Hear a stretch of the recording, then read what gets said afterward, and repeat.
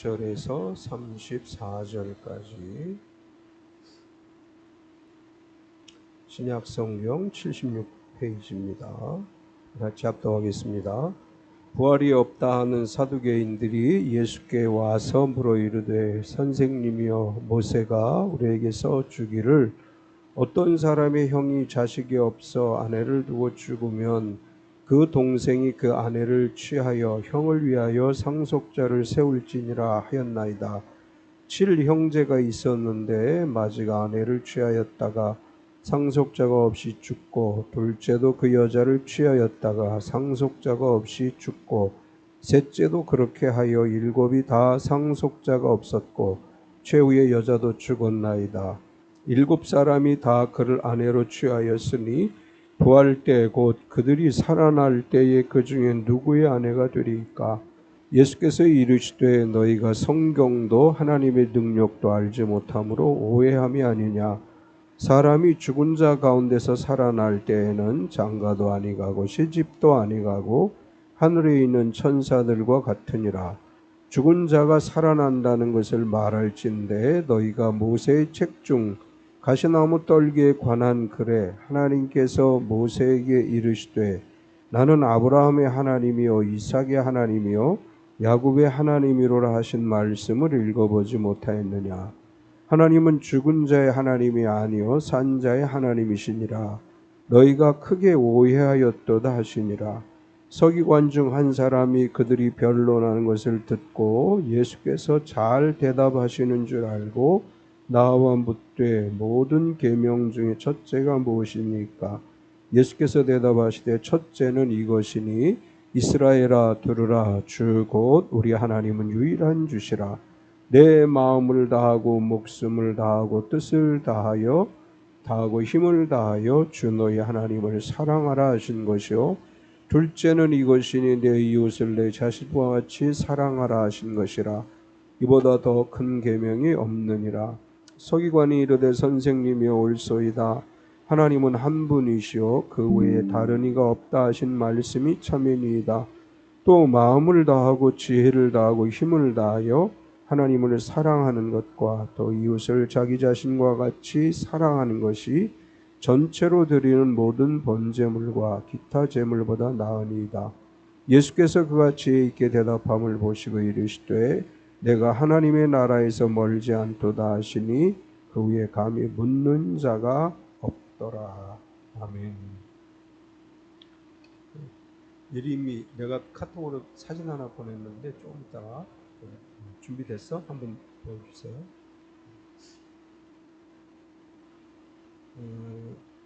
누구 같아요? 나야 목사님.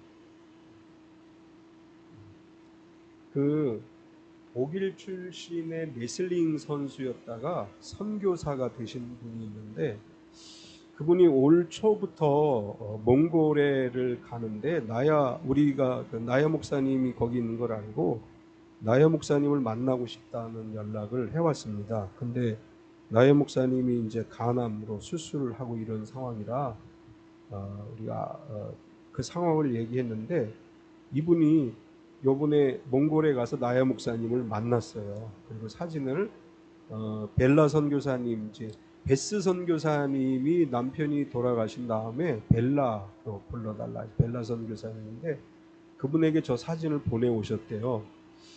근데 저 독일 선교사님이 얼마나 그 열정적이신 분인가 하면 주소도 안 가르쳐 줬대요. 그냥 그 교회 이름만 가르쳐 줬나 그런데 저기를 찾아갔대요. 물어서 저도 나중에 들은 이야기예요. 그냥 그 김봉예 선교사가 미국에서 저한테 이 사진을 보내주고 이른 아침에 전화를 해서 이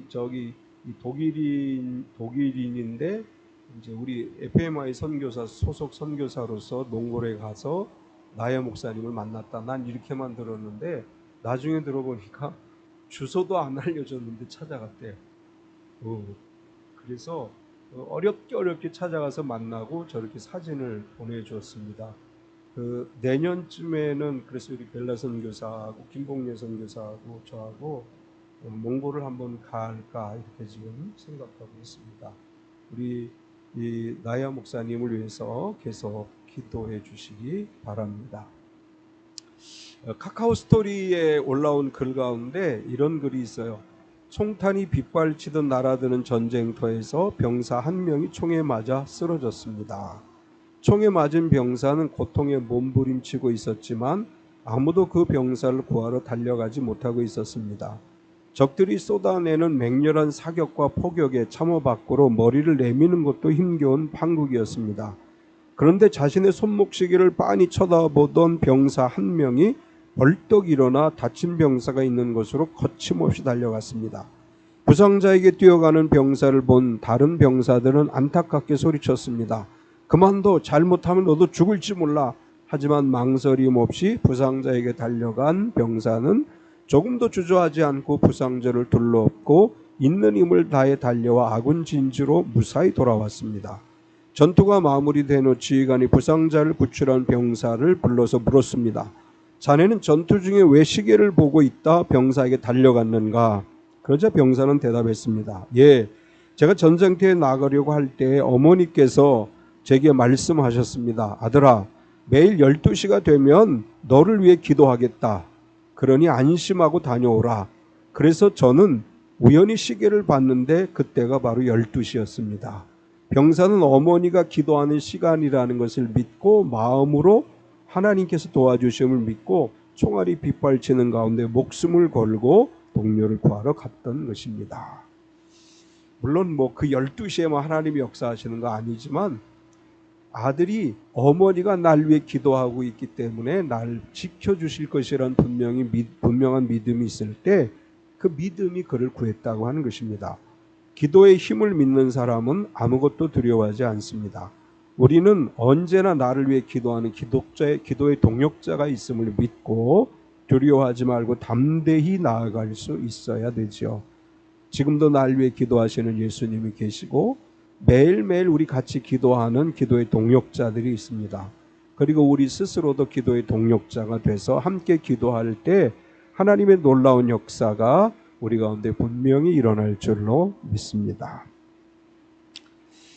오늘 말씀에는 두 가지 이야기가 기록되어 있습니다. 첫 번째 이야기는 부활을 믿지 않는 사두개인들이 예수님에게 와서 계대 결혼과 관련되어져서 부활 때에는 누구의 아내가 되는 겁니까? 이런 질문을 했고, 두 번째 이야기는 서기관이 예수님에게 와서 계명 중에 첫째가 되는 계명이 무엇입니까? 라는 질문을 했고, 예수님께서는 하나님은 살아있는 분이시고 또 하나님을 사랑하고 이웃을 사랑하는 것이 가장 큰 계명이다, 이렇게 말씀하셨습니다. 오늘 본문의 두 가지 이야기를 중심으로 해서 큰 계명이라는 제목으로 은혜를 나누려고 하는데, 사실은 첫 번째 이야기는 큰 계명과 상관없는 거 아닌가요? 이렇게 생각할 수 있습니다. 그런데 예수님께서 이 사두개인에게 대답하신 이야기는 부활신앙에 관해서 이야기하는 것입니다. 우리는 예수 그리스도의 이름으로 부활함을 믿습니다. 우리가 이 땅에서 나이가 되면, 때가 되면 다 죽어요. 그런데 죽는 것으로 끝나는 것이 아니고 주님 다시 오실 때 부활하신 주님과 함께 우리도 모두 부활하는 역사가 분명하게 일어날 것입니다. 따라서 부활의 예수님을 믿는 사람들은 큰 계명인, 그리고 첫째 계명인 하나님을 사랑하고 이웃을 사랑하는 믿음으로 살아야 되고, 그것이 부활신앙이다, 이렇게 말할 수 있습니다. 오늘 예수님께서 말씀하신 큰 계명에 관해서 우리가 말씀을 나누려고 하는데, 첫 번째 오늘 말씀에서 우리가 발견할 수 있는 것은 하나님은 산자의 하나님이시다, 살아있는 사람들의 하나님이시다라고 하는 것입니다. 예수님께서 예루살렘에 입성하신 다음에 예루살렘에 있는 유대 지도자들이 긴장을 하죠. 그래서 어떻게 하든지 예수님을 궁지에 몰아넣으려고 했고, 그렇게 해서 사람들이 예수님을 따르지 못하게 하려는 그런 생각을 가지고 있었습니다. 우리가 지난주에 살펴본 13절 이하의 말씀에서도 평소에는 대립적인 관계에 있던 바리새인들과 헤롯 당이 결탁을 해서 예수님을 궁지에 몰아넣으려고 질문을 했죠. 가이사에게 세금을 바치는 것이 옳습니까? 옳지 않습니까? 그 질문에 대해서 예수님은 가이사의 것은 가이사에게, 하나님의 것은 하나님께 바치라 이렇게 말씀하셔서 바리새인과 헤롯 당이 예수님을 궁지에 몰아넣으려고 했던 계획은 실패하게 됩니다. 오늘 그 이야기에 이어서 사두개인들이 예수님에게 아주 난해한 질문을 하게 되는데, 이 사두개인의 질문의 요지는 이거예요. 부활 후에 누구의 아내가 되나요? 이런 질문을 하게 됩니다. 18절에서 23절까지를 보면 부활이 없다 하는 사두개인들이 예수께 와서 물어 이르되 선생님이여 모세가 우리에게 써주기를 어떤 사람의 형이 자식이 없이 아내를 두고 죽으면 그 동생이 그 아내를 취하여 형을 위하여 상속자를 세울지니라 하였나이다.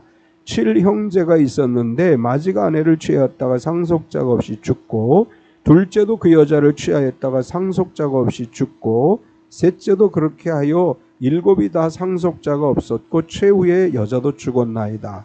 7사람이 다 그를 아내로 취하였으니 부활 때 곧 그들이 살아날 때에 그 중에 누구의 아내가 되리까?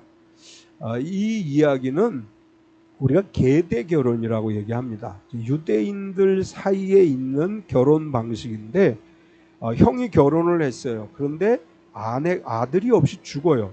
그러면 대를 잇지 못하는 거죠. 그래서 그 형수는 그 형의 동생과 결혼을 해야 돼요. 그리고 거기서 아들이 태어나면 그 둘째 형제의 대를 잇는 것이 아니라 첫 번째로 태어난 아들은 첫째 아들의 대를 잇게 되어 있습니다. 이제 사두개인들이 와서 그러한 유대인들의 계대 결혼을 이제 예로 들면서 질문을 하는 거예요. 예수님, 7형제가 있었는데 마지가 결혼을 했어요. 근데 이 마지가 아들을 낳지 못하고 죽어서 둘째에게 첫째 형수가 결혼을 했고, 둘째도 아들을 낳지 못하고 죽었고, 그렇게 해서 7 아들이 다 한 여인을 아내로 맞이했는데, 그러면 부활 때 누구의 아내가 됩니까? 이렇게 질문을 한 것입니다. 사두개인들은 어떤 사람들이냐 하면 제사장 그룹이에요. 그러니까 유대의 종교 지도자는 제사장 그룹이 있고 바리새인과 서기관 그룹이 있습니다. 이 사람들은, 사두개인들은 사독의 후손들이다. 자신들은 사독의 후손이다. 이렇게 주장을 해서 사두개인이라고 하는 이제 호칭을 얻게 되는데, 이 사람들의 특징이 뭐냐 하면 모세오경만을 믿어요. 그러니까 바리새인들은 모세오경을 비롯해서 구약의 모든 말씀과 탈무드 이런 걸 다 믿어요. 그런데 이 사두개인들은 모세오경만을 믿고, 모세오경만을 믿는 이 사두개인들의 특징이 뭐냐 하면 영원이 없다고 믿어요. 그리고 천국도 없다.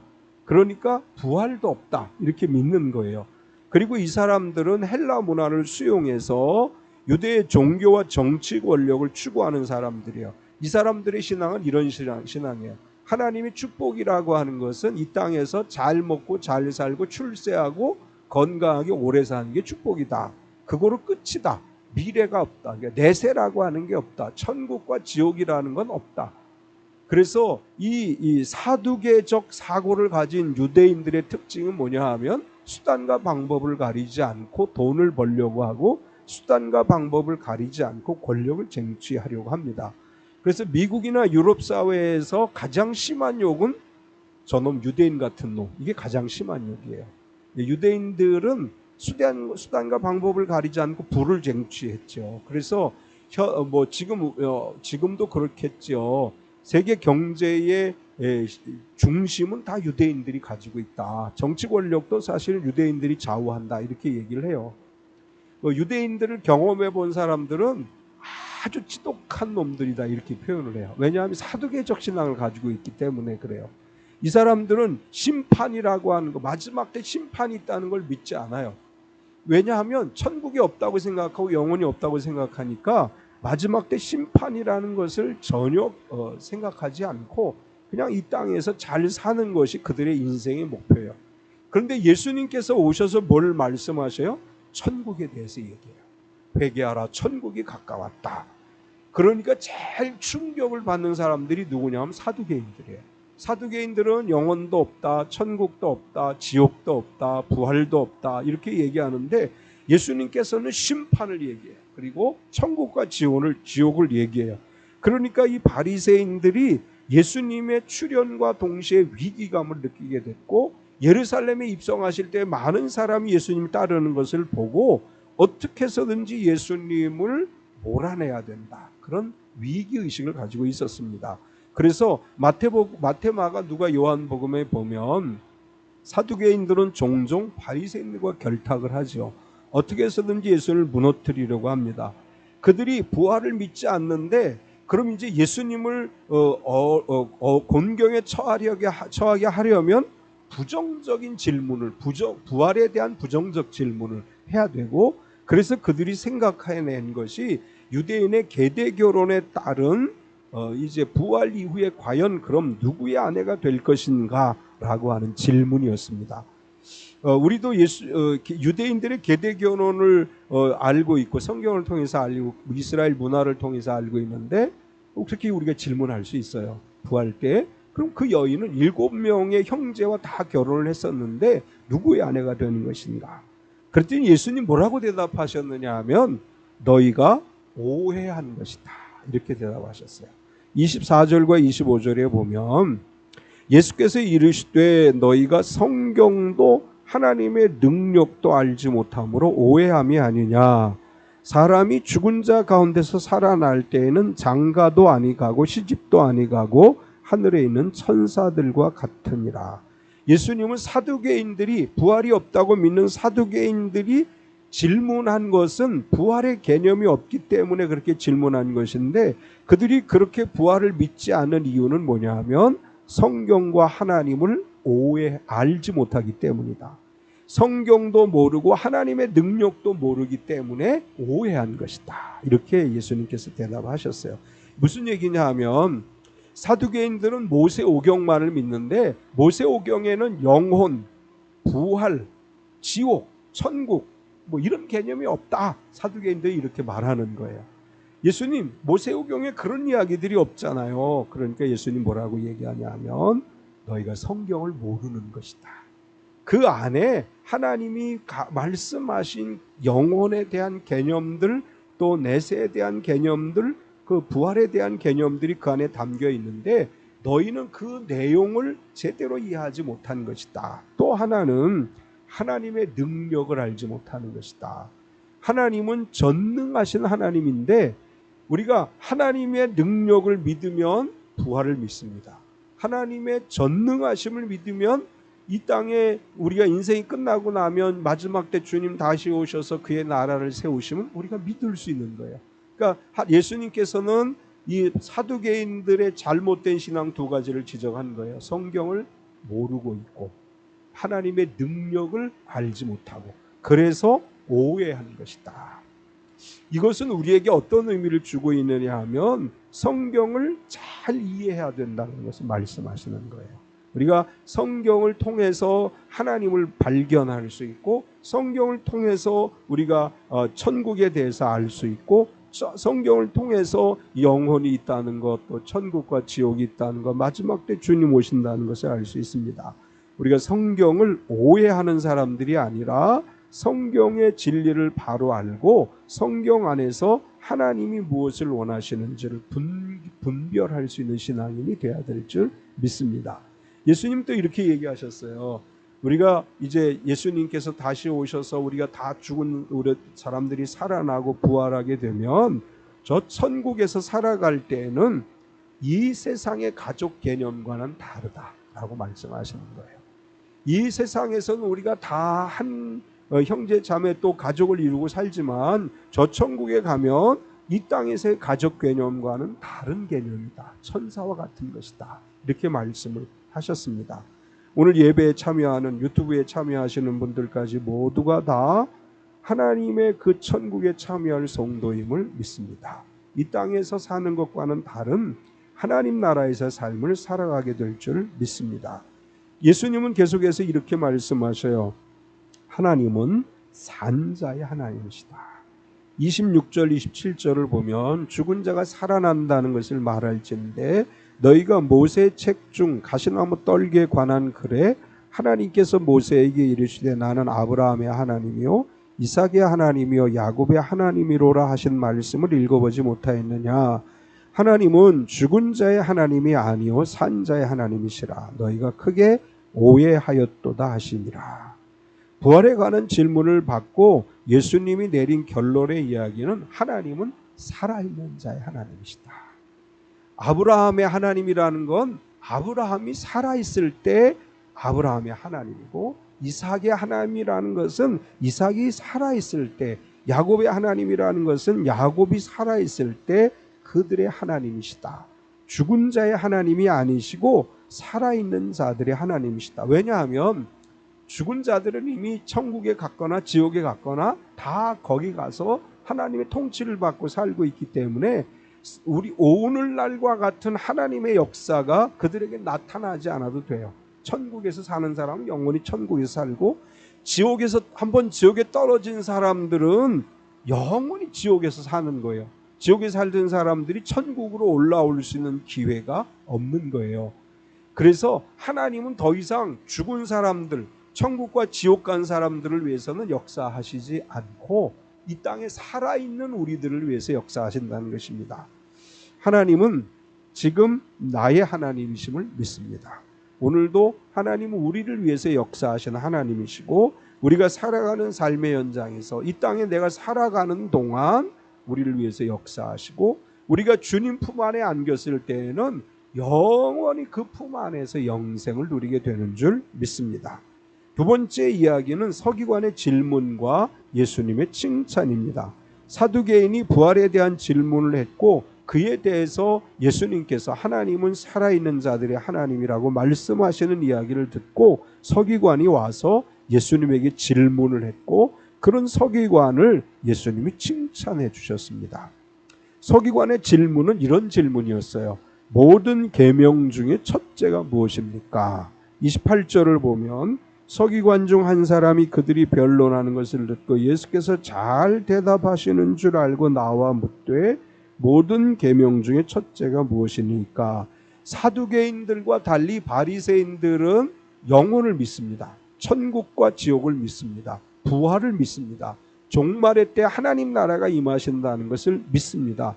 이제 서기관이 거기서 바리새인 파에 속하는 서기관이 사두개인의 질문을 듣고 예수님이 거기에 대답하는 것을 보고 감동을 받은 거예요. 이제 계대 결혼 문제가 부활과 관련해서 질문하면 바리새인들도 대답하기 아주 어려운 질문이었어요.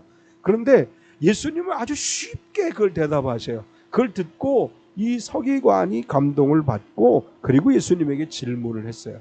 지금까지는 바리새인이나 서기관이 예수님에게 질문할 때에는 주로 이런 표현을 써요.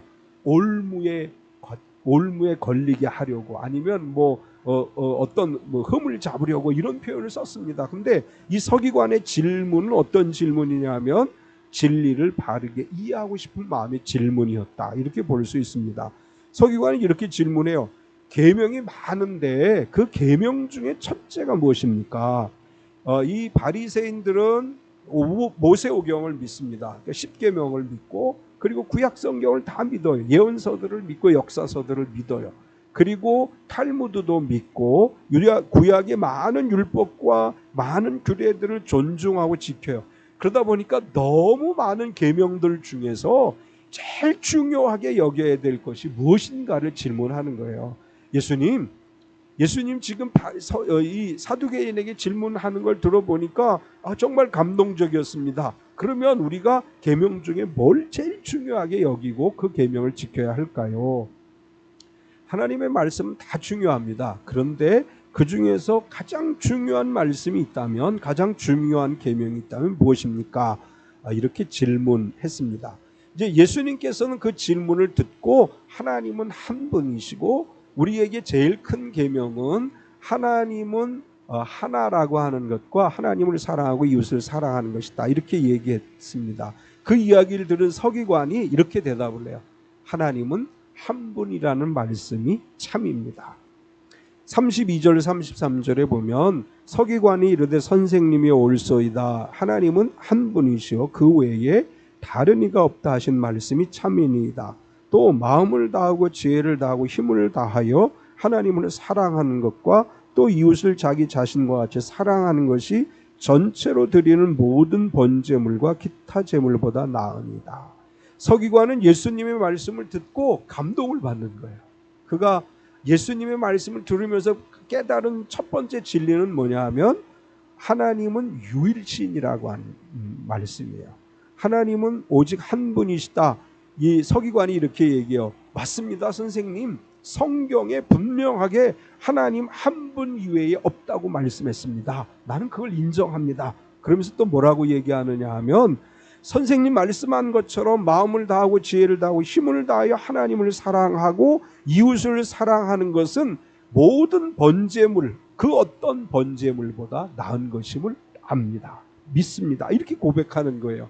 서기관 중에 이런 믿음의 고백을 한 사람이 거의 없었죠. 근데 이 사람은 예수님의 말씀을 흠잡으려고 질문한 것이 아니고 말씀의 진리를 올바로 이해하기 위해서 질문한 것이고 예수님의 말씀을 듣고 은혜를 받고 감동을 받아서 그것이 옳습니다 라고 동의하고 거기에 대한 고백을 합니다.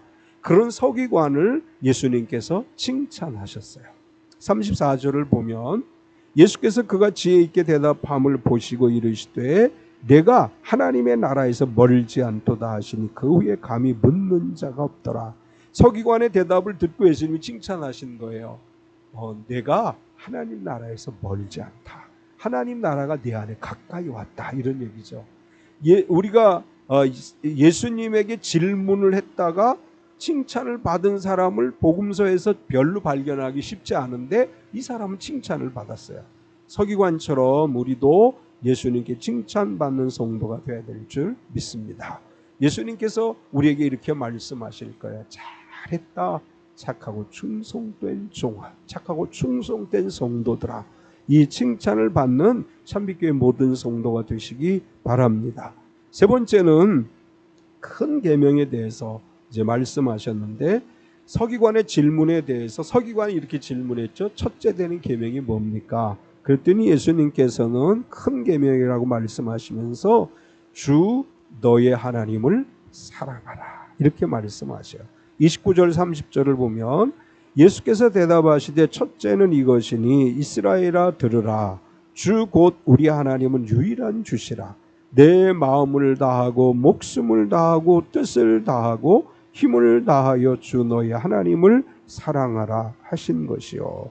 하나님을 사랑해야 되는데 왜냐하면 유일하신 하나님이시기 때문이다.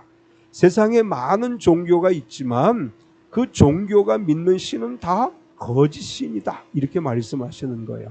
하나님만이 유일하신 하나님이에요. 우리가 믿는 하나님만이 유일하신 분이십니다. 그렇기 때문에 우리는 하나님을 사랑해야 된다.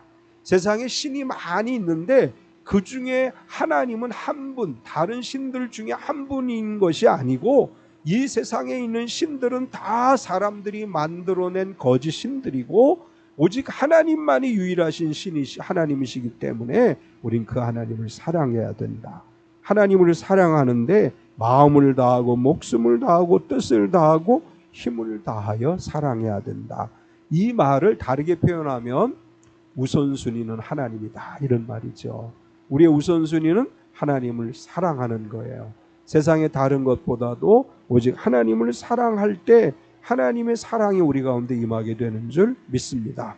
그리고 예수님 마지막으로 이렇게 말씀하셨어요. 이웃을 자신과 같이 사랑하는 것이다. 31절에 둘째는 이것이니 내 이웃을 내 자신과 같이 사랑하라 하신 것이라. 이보다 더 큰 계명이 없느니라. 유일신 하나님을 온 마음을 다해 사랑하는 그리고 오직 우선순위가 하나님을 향한 마음이 되어야 한다. 이렇게 말한 다음에 이웃을 내 자신과 같이 사랑하라. 우리가 해야 될 일은 사실 하나님을 사랑한다는 것을 어떻게 증명할 수 있느냐? 이웃을 사랑하는 것으로 증명하는 것이다. 요한 사도가 그렇게 이야기했어요. 내 눈에 보이는 이웃을 사랑하지 못하면서 하나님을 사랑한다고 하는 것은 거짓이다. 이웃을 사랑하는 것은 곧 하나님을 사랑하는 것이다. 우리가 이웃을 사랑한다는 것은 가족은 빼고 가족 이외에 다른 사람을 사랑하라는 의미가 아니에요. 내 옆에 있는 모든 사람을 이야기하는 거예요. 가장 먼저 누구를 사랑해요? 가족을 사랑해야 돼요. 내 가족을 진실로 사랑할 수 있어야 됩니다. 옛날에 할머니 할아버지들 나와서 퀴즈 할 때 당신과 나 사이 천생연분인데 평생 왼수 그래가지고 한바탕 웃은 적이 있죠. 내 글자야 내 글자. 너 당신하고 나하고 무슨 관계야. 평생 왼수 그렇게 했다고. 아주 유머 이야기에 쭉 나오는 이야기인데 부부는 평생 왼수가 아니에요. 미워하지 마세요. 사랑해야 돼요. 또 자녀와 부모의 관계, 아이고 이 왼수 덩어리 이렇게 얘기하지 마세요. 이 사랑 덩어리들 이렇게 얘기하셔야 돼요. 얼마나 사랑해요? 나보다서 나를 사랑하는 것 같이 사랑해야 돼요. 먼저 가정 안에서 이 사랑이 이루어지고 그 다음에 친구들에게 아유 저놈 남자는 놈이라고 하지만 여자는 또 따르게 부르긴 하죠. 미워하지 마세요. 아무리 내게 해를 가하는 사람이 있어도 예수님 분명하게 말씀하셨어요. 내 원수를 내 몸과 같이 사랑하라. 용서하고 사랑해야지 하나님의 나라가 우리 가운데 임합니다. 미워하고 또 미워하고 또 미워하고 또 미워하고 매일 미워하면 마음이 병들어요. 사랑하고 용서하면 마음이 평안해져요. 마음이 평안하면 건강이 오게 돼 있어요. 예수님께서 오늘 우리에게 이렇게 분명하게 말씀합니다. 이웃을 내 몸과 같이 사랑하라. 원수를 사랑하라. 이것이 하나님을 사랑하는 길이다. 오늘 말씀을 통해서 예수님은 분명하게 천국에 대해서 말씀하셔요. 그리고 부활에 대해서 말씀하셔요. 영혼이 살아있음에 관해서 말씀을 합니다. 영혼을 믿는 사람들, 천국을 믿는 사람들, 마지막 때 주님 다시 오심을 믿고 부활을 믿는 사람들은 서로 사랑하는 것입니다. 우리 한 주간 서로 사랑하며 지냅시다. 이제 10월 마지막 주간인데 이 한 주간을 살아가면서 지난 한 달 동안 내 마음에 미워한 놈이 없었나 잘 생각해보고 미워했던 놈들을 용서하고 사랑하고 미워했던 니은은 제가 안 할게요. 우리 미워한 사람이 없으세요? 아유, 그 권사님 그렇게 건강하신 거예요. 특히 자녀들 사랑하세요. 부모님을 사랑하세요. 그리고 나에게 해를 끼쳤던 친구들 사랑하세요. 그렇게 사랑할 때 하나님께서 우리 공동체 안에 은혜와 복을 내려주시고 그래서 우리 참빛교회가 하나님의 복을 누리게 되고 참빛 모든 성도들이 하나님이 주신 복을 누리게 될 줄 믿습니다. 우리 이 시간 한번 통성으로 기도합시다. 천국은 있습니다. 우리가 천국을 잊어버리고 살아갈 때가 많죠. 하나님 천국이 있음을 우리가 확실하게 믿습니다. 우리의 영혼도 있음을 확실하게 믿습니다. 마지막 때 주님 다시 오심도 믿습니다. 우리가 세상을 너무 사랑하지 않게 하시고 하나님을 사랑하고 이웃을 사랑하게 하시고 특별히 우리 가족 구원을 위해 가족을 사랑하는 만큼 가족 구원을 위해 오늘 이 시간에 기도하는 시간 갖도록 하겠습니다. 할렐루야. 거룩하신 하나님 감사합니다. 오늘도 우리가 하나님의 말씀을 들었습니다. 사랑하는 하나님, 우리가 천국이 있음을 믿습니다. 예수님 다시 오심을 믿습니다. 우리가 부활을 믿습니다. 우리의 영혼이 있고 천국이 있고 부활을 믿을진데 이웃을 사랑하게 하여 주시옵소서. 우리가 세상 그 무엇보다 하나님을 사랑하고 하나님을 사랑하는 만큼 우리의 가족을 사랑하고 이웃을 사랑하고 모두를 가슴에 품고 사랑하는 마음으로 살아가게 하여 주시옵소서. 우리 눈의 가시 같은 이웃도 사랑하게 하시고 또한 원수 같은 이웃도 사랑하게 하시고 우리에게 날마다 어려움을 주는 우리의 직장 안에서의 동료들도 사랑하게 하시고 사업을 힘들게 만드는 사회 동반자들도 사랑하게 하시고 모든 사람들을 향해 그리스도의 사랑을 가지고 나아갈 수 있는 우리의 마음이 되게 하여 주시옵소서. 하나님, 우리 마음의 미움이 사라지게 하여 주시옵소서. 우리 마음의 미움이 사라지게 느껴지게 하여 주시옵소서. 오직 하나님만 바라보고 의지하며 살아가게 하여 주시고 하나님의 그 크신 은혜와 사랑을 누리며 날마다 살아가는 삶이 되어지게 하여 주시옵소서. 하나님, 우리에게 많은 어려움들이 있습니다. 많은 해결해야 될 문제들이 있습니다. 하나님께서 친히 임재하시면 이루지 못할 일이 없고 하나님이 함께 하시면 능히 성취하지 못할 일이 없음을 믿습니다. 하나님 지켜주셔서 능히 모든 일들을 이루어가게 하시고 하나님의 신실하심 앞에 우리가 온전히 서게 하여 주시옵소서. 하나님 감사합니다. 하나님, 우리가 중보기도자가 되게 하여 주시옵소서. 우리의 기도 때문에 우리의 자녀들이, 우리의 가족이 힘을 얻고 살아가는 역사가 일어나게 하여 주시옵소서. 우리가 서로 기도함으로 기도의 동역자인 우리 참빛교회 모든 성도들이 어려움을 극복하고 전쟁터일지라도 총알이 비껴가는 역사가 일어남을 믿습니다. 우리가 서로를 위해 중보하며 기도하는 중보기도 공동체가 되게 하여 주시옵소서. 또 우리가 천국을 믿습니다. 영혼을 믿습니다. 주님 다시 오심을 믿습니다.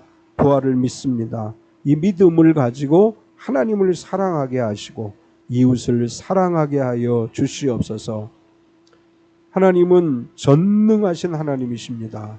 온 우주 만물을 창조하신 하나님, 우리가 겪는 어려움도 능히 이기게 하실 하나님이심을 믿습니다. 언제나 전능하신 하나님만 바라보고 의지함으로 승리하는 삶이 되게 하여 주시옵소서. 예수님의 이름으로 기도드리옵나이다. 아멘.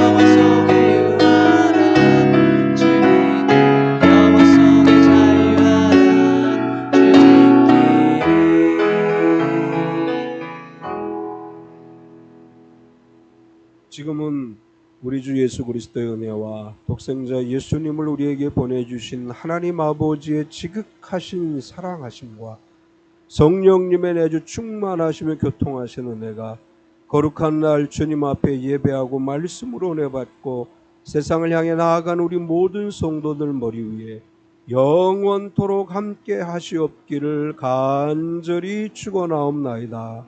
아멘.